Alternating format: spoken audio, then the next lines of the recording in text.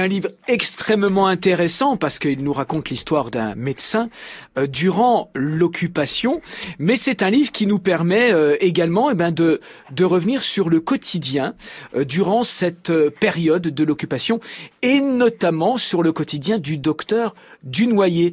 Comment est née l'idée de situer l'histoire de ce médecin durant l'occupation, Jean-Pierre ?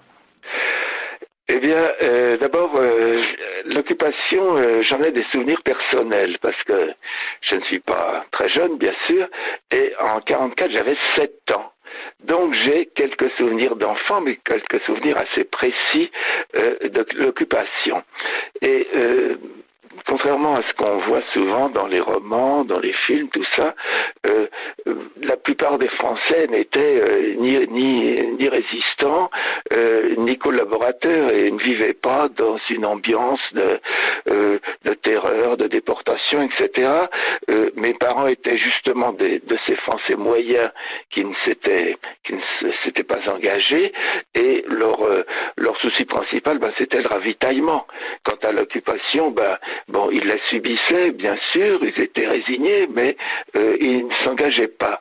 Et justement, j'ai voulu faire le portrait de mon héros. Enfin, mon héros, c'est plutôt un anti-héros, justement, parce que ce médecin ne veut pas s'engager, mais malgré tout, sans le savoir, il sera rattrapé par les événements de la guerre. Oui. De l'époque, disons. Alors évidemment, vous racontez à travers le portrait de votre personnage principal, le docteur Dunoyer, comment on exerçait son métier de docteur durant l'occupation. Et vous dites que dans le livre, toutes les situations vécues sont réelles. Et tous les cas médicaux également, la manière de soigner notamment. Oui, c'est-à-dire que c'était une époque où on n'avait pas les antibiotiques. On n'avait pas les corticoïdes. Donc, sur le plan médical, il n'y avait pas énormément de choses. Alors, la chirurgie, oui, était quand même assez évoluée. On avait aussi les vaccinations. Bon, mais ça, j'en parle pas parce qu'on n'a pas parlé de tout. Mais donc, c'était une médecine qui était relativement puissante. Je parle de la médecine. Je parle pas trop de la chirurgie, qui elle était déjà bien évaluée, bien efficace. Ouais.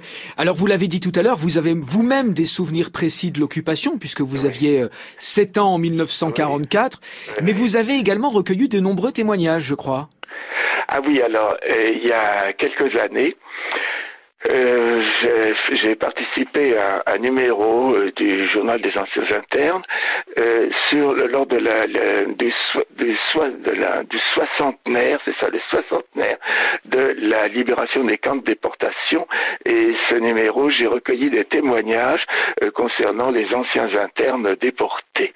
Donc c'est un peu là-dessus aussi que cette idée m'est venue, notamment c'est difficile de raconter l'histoire parce que mais oui, mais on va quand même dire qu'il y a une surprise. Bon, mais oui, c'est le docteur Dunoyer. Est-ce qu'on peut le présenter, le docteur Dunoyer?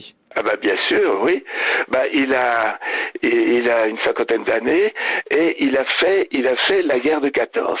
Il a fait Verdun et il en a gardé une très grande admiration pour le maréchal Pétain. Et c'est en 40, voilà. Il va soigner des gens qui ont été lors de la débâcle, qui ont été mitraillés par les Stukas. Et là, il rencontre un jeune médecin qui lui aussi qui était militaire, et qui est aussi dans la débâcle, le docteur Villot, il s'appelle Villot, Marc Villot, avec lequel il se lie d'amitié, et ce médecin viendra travailler avec lui parce que c'est un médecin de campagne, et petit à petit, donc il aura beaucoup d'amitié pour lui, et petit à petit, il en deviendra jaloux pour essentiellement des questions de clientèle. Oui, c'est ça. Je veux pas critiquer mes confrères, mais quand on connaît un petit peu le milieu médical, on sait bien que il y a quelques rivalités de clientèle. Et alors je ne peux pas vous raconter la suite. Non, on peut pas dire parce qu'il va, voilà. Voilà, il y a une surprise, oui. Un rebondissement. Voilà. Ensuite. Un rebondissement à la fin. Voilà. Jean-Pierre, c'est un vrai journal que vous écrivez qui nous permet de mieux cerner le quotidien de ce médecin dans une période trouble et puis celui des autres. Cette catégorie de la société qui, et vous l'avez dit tout à l'heure, finalement s'accommodait plutôt pas mal de la présence des Allemands. Voilà, c'est ce que, moi c'est ce que j'ai vécu. Enfin, on les aimait pas les Allemands, bien entendu, mais ils nous embêtaient pas. Finalement, le plus important, c'était de manger et d'aller au ravitaillement, en faisant peut-être un peu de marché noir, et puis aussi pendant l'hiver d'arriver à se chauffer. C'était le grand souci de plusieurs Français moyens, dont je vous dis mes parents. Et parmi les médecins, pardon Jean-Pierre, mais parmi les médecins, certains avaient conscience qu'ils prenaient des risques en soignant certaines personnes. Est-ce qu'ils étaient conscients? Alors par exemple le statut des Juifs dans cette France occupée, cet horrible statut, il y a des médecins qui prenaient quand même des risques ou alors finalement ils n'en prenaient pas?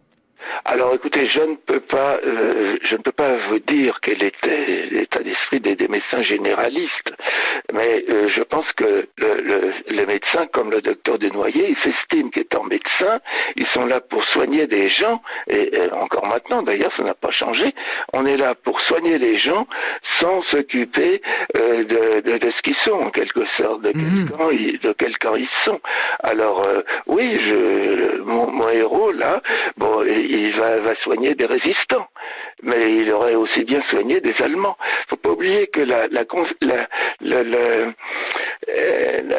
loi là, de non-assistance à personne en danger a été faite à cette époque-là parce que pour obliger les médecins à soigner les Allemands qui étaient victimes d'attentats. C'est quelque chose que j'ai appris et qu'on ignore.